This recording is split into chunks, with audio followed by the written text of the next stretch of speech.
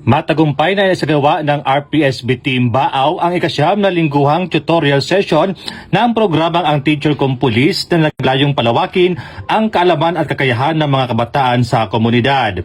Masigasig na nikalahok ang mga bata sa pag-review ng kanilang nakaraang aralin bilang paghahanda sa mga susunod pang leksyon.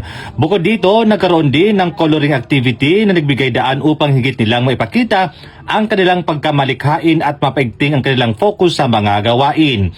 Hindi rin nawala ang munting salo-salo ng merienda na lalong nagpasaya at nagbigay ng inspirasyon sa mga kalahok.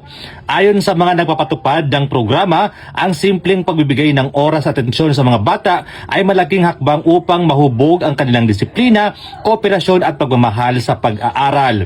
Patuloy ang layunin ng Ang Teacher Kong Pulis sa suportahan ang pag-unlad ng kaalaman ng kabataan sa Baaw.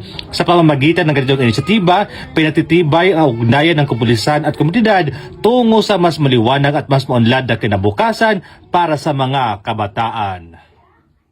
Mula dito sa Bicol Region, ako po yung Police News Network Correspondent, Police Staff Sergeant Mercury Tapilo Bindino Jr. Alakad ng batas, nakataguyod ng balitang pulis.